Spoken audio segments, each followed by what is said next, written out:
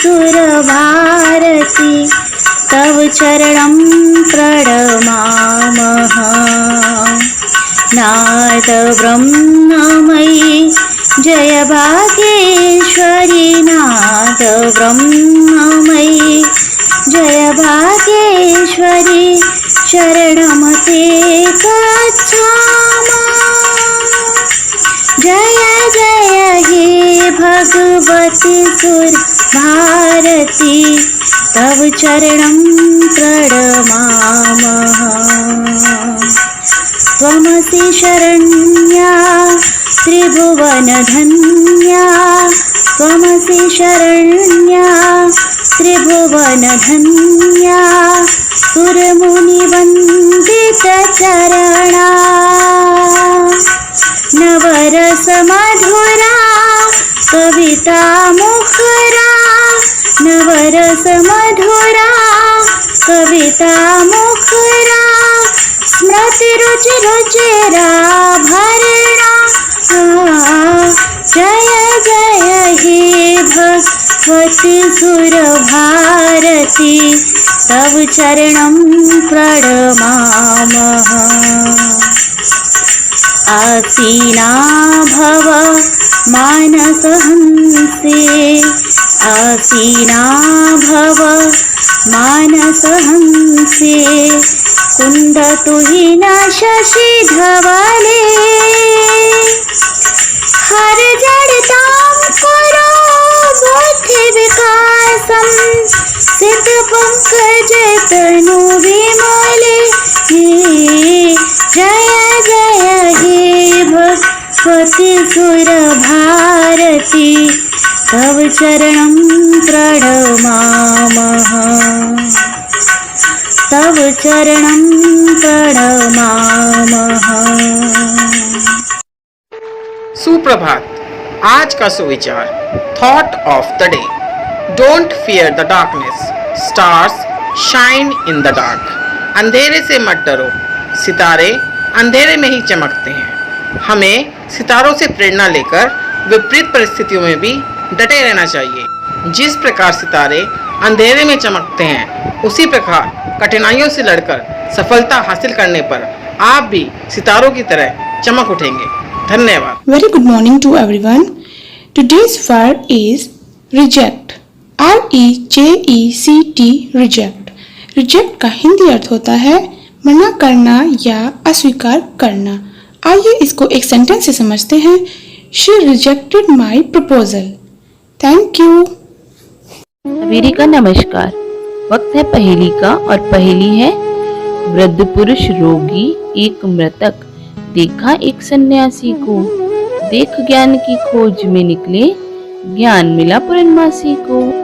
कौन थे ऐसे महान पुरुष? विचार कीजिए। आप जानते हैं इसका उत्तर, बिल्कुल सही जानते हैं। इसका उत्तर है महात्मा बुद्ध। महात्मा बुद्ध की बचपन का नाम सिद्धार्थ था। वृद्ध पुरुष रोगी और मृतक और फिर एक सन्यासी को देख करके उनका मन इतना विचलित हो गया कि राजपाट त्याग कर वो वन को चले गए। वर्षों की कठोर साधना के बाद बोध गया में बोधि वृक्ष के नीचे पूर्णमासी के दिन उन्हें ज्ञान की प्राप्ति हुई और वो सिद्धार्थ से गौतम बुद्ध कहलाए जाने लगे। धन्यवाद। Good morning. आज के इतिहास में हम सबसे पहले जानेंगे मनमोहन सिंह के बारे में। देश के 13वें प्रधानमंत्री मनमोहन सिंह का जन्म आज ही के दिन 1932 में अविभाजित भारत के पंजाब प्रांत के एक गांव में हुआ था। लोकसभा चुनाव 2009 में मिली जीत के बाद वे जवाहरलाल नेहरू के बाद भारत के पहले ऐसे प्रधानमंत्री बने जिनको 5 वर्षों का कार्यकाल पूरा करने के बाद लगातार दूसरी बार प्रधानमंत्री बनने का अवसर मिला। आज के इतिहास में आप दूसरे देखेंगे ईश्वरचंद विद्यासागर के बारे में। प्रसिद्ध भारतीय समाज सुधारक, शिक्षाविद, दार्शनिक, लेखक और स्वतंत्रता सेनानी ईश्वरचंद विद्यासागर का जन्म आज ही के दिन 26 सितंबर 1820 को हुआ था। उनके बचपन का नाम ईश्वरचंद्र वंदोपाध्याय था। वे बंगाल के पुनर्जागरण के स्तंभों में से एक थे। धन्यवाद। नमस्कार प्यारे बच्चों, आज है 26 सितंबर और हर दिन कुछ न कुछ विशेष होता है। तो आज का विशेष क्या है? आज से यानी 26 सितंबर से लेकर और ये पूरा सप्ताह हम मूंग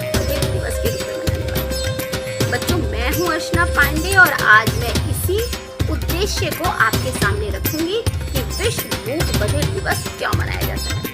बच्चों, हर साल 26 सितंबर से लेकर एक सप्ताह पूरा हम मूक बधिर दिवस के रूप में मनाते हैं। ये सबसे पहले 1958 में शुरू हुआ और बच्चों इसका उद्देश्य था कि सामाजिक, आर्थिक एवं राजनीतिक अधिकारों के प्रति लोगों को जागरूक करना, साथ ही साथ समाज और देश में उनकी उपयोगिताओं के बारे में पता करना। इसमें बहुत सारे कार्यक्रम एवं योजनाएं केंद्र द्वारा चलाई गई।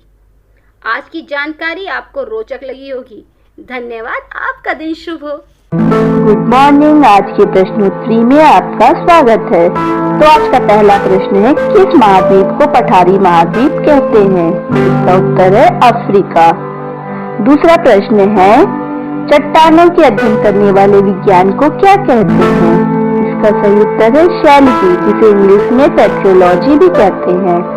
तीसरा प्रश्न है, मानसूनी प्रदेशों में सर्वाधिक वर्षा कहाँ होती है? इसका सही उत्तर है पूर्वोत्तर भारत में। चौथा और अंतिम प्रश्न है, विश्व में कपास की कृषि के अंतर्गत सर्वाधिक क्षेत्रफल किस देश में पाया जाता है? इसका सही उत्तर है Bharat. Thank you. Good morning. Today I brought you a poem, Little Birdie, written by Alfred Lord Tennyson. So sing with me. What does little birdie say in her nest at peep of day? Let me fly, says little birdie, mother, let me fly away. Birdie, rest a little longer, till the little wings are stronger. So she rests a little longer, then she flies away. What does little baby say in her bed at peep of day? Baby says, like little birdie, let me rise and fly away.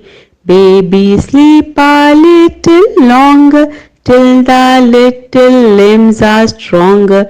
If she sleeps a little longer, baby too shall fly away. Thank you.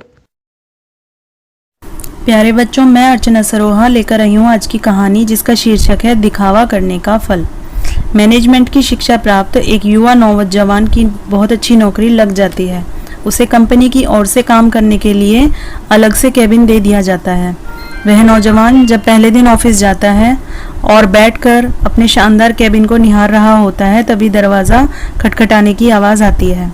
दरवाजे पर एक साधारण सा व्यक्ति रहता है, पर उसे अंदर आने कहने के बजाय वह युवा व्यक्ति उसे आधा घंटा बाहर इंतज़ार करने के लिए कहता है। आधा घंटा बीतने के पश्चात वह आदमी पुनः ऑफिस के अंदर जाने की अनुमति मांगता है। उसे अंदर आते देख युवक टेलीफोन से बात करना शुरू कर देता है। वह फोन पर बहुत सारे पैसों की बात करता है, अपने ऐशो आराम के बारे में कई प्रकार की डींगे हाँकने लगता है। सामने वाला व्यक्ति उसकी सारी बातें सुन रहा होता है, पर वो युवा व्यक्ति फोन पर बड़ी बड़ी डींगे हाँकना जारी रखता है। जब उसकी बातें खत्म हो जाती हैं, तब वह जाकर उस साधारण व्यक्ति से पूछता है कि तुम यहाँ क्या करने आए हो। वह आदमी उस युवा व्यक्ति को विनम्र भाव से देखते हुए कहता है, साहब, मैं यहाँ टेलीफोन रिपेयर करने आया हूँ। मुझे खबर मिली है कि आप जिस टेलीफोन से बात कर रहे थे वो हफ्ते भर से बंद पड़ा हुआ है, इसीलिए मैं इस टेलीफोन का रिपेयर करने के लिए यहाँ पर आया हूँ। इतना सुनते ही युवा व्यक्ति शर्म से लाल हो जाता है और चुपचाप कमरे से बाहर चला जाता है। उसे उसके दिखावे का फल मिल चुका होता है। कहानी का सार यह है कि जब हम सफल होते हैं तब हम अपने आप पर हमें बहुत गर्व होता है, और यह स्वाभाविक भी है। गर्व करने से हमें स्वाभिमानी होने का एहसास होता है, लेकिन एक सीमा के बाद ये अहंकार का रूप ले लेता है और आप स्वाभिमानी से अभिमानी बन जाते हैं, और अभिमानी बनते ही आप दूसरों के सामने दिखावा करने लगते हैं। धन्यवाद। गुड मॉर्निंग बच्चों, आज का हमारा जागरूकता विषय है बाल श्रम। बाल मजदूर मजबूर है, कंधों पर है जीवन का बोझ, किताबों की जगह है रद्दी का बोझ। जिस मैदान पर खेलना था उसको साफ करना ही जीवन बना, और जिस जीवन में हंसना था वो आंसू पीकर मजबूत बना। पेट भरना होता क्या है आज तक उसे मालूम नहीं, चैन की नींद सोना क्या है आज तक उसने जाना नहीं। बचपन कहाँ खो गया वो मासूम क्या बताएगा, जीवन सड़क पर गुजर गया वो यादें क्या सुनाएगा। बाल मजदूरी पाप है, नियम तो बना दिया, ये उसके हित में है या जीवन कठिन बना दिया। जब आज खतरे में है वो क्या भविष्य बनाएगा? जब पेट की भूख ही चिंता है क्या वो पढ़ने जाएगा?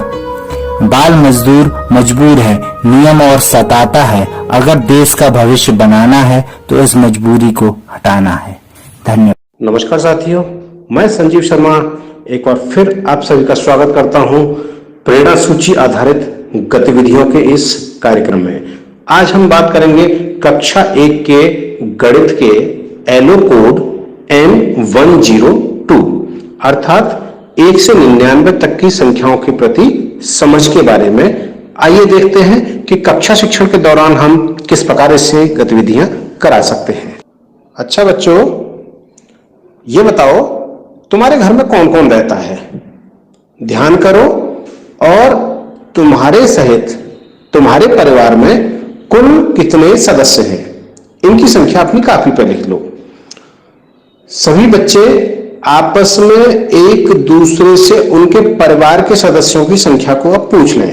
यानी आपने अपने परिवार के सदस्य की संख्या लिख ली और आपके बराबर में जो आपका दोस्त बैठा हुआ है उससे भी पूछ लीजिए। तो बताओ किसका परिवार बड़ा है और किसका छोटा, अर्थात किसके परिवार में सदस्यों की संख्या ज्यादा है और किसके में कम।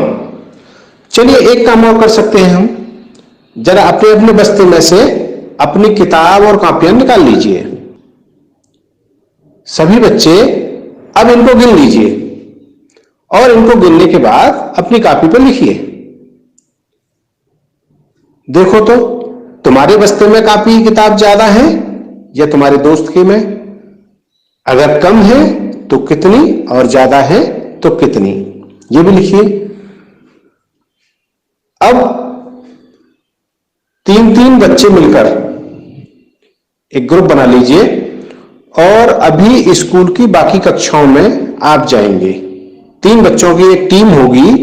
ये टीम कक्षा 2, कक्षा 3, कक्षा 4 और कक्षा 5 में अलग अलग आप जाएंगे और वहां जाकर देखकर आइए कि उस क्लास में कुल कितने छात्र उपस्थित हैं और यहां आकर अपनी कॉपी पे लिखिए कि आपकी कक्षा में कितने हैं और आप जिस कक्षा को देखने गए हैं उसमें कितने हैं। क्या उस कक्षा में तुम्हारी कक्षा से ज्यादा छात्र उपस्थित हैं अथवा कम, और हैं तो कितने? देखो तो जरा, लिखो अपनी कॉपी पर और फिर हमें बताओ कि कितने ज्यादा हैं या कितने कम। सभी शिक्षक ध्यान दें कि गतिविधि करते समय बच्चों की क्रियाओं पर ध्यान देते रहें। जहां भी आपको लगता है वो गलती कर रहे हैं तो उनका मार्गदर्शन करें। बच्चों से रोचक प्रश्न पूछें, उनसे ऐसे ही क्रियाकलाप करने को कहें और वास्तव में जब वे गिनती के काम को कर रहे हों तो उनकी मदद करें और वो जो भी बोले उसको गंभीरता से सुने। आपकी सक्रिय भागीदारी आपके प्रेरणा लक्ष्यों को हासिल करने में सहायता करेगी। पर याद रहे, छात्र अधिक सक्रिय दिखें आपके अपेक्षा। तो हासिल करने के लिए प्रेरणा लक्ष्यों को कराते रहिए गतिविधियां। नमस्कार, बहुत बहुत धन्यवाद। सुन सुन सुन मेरी नन्ही सुन, सुन सुन सुन मेरी मुन्नी सुन, ज्ञान की गंगा बहे, प्रदेश ये प्रेरक बने। सर्वांगीण विकास हो, उन्नयन की बात हो, अभ्युदय की बात हो, शिक्षकों का साथ हो।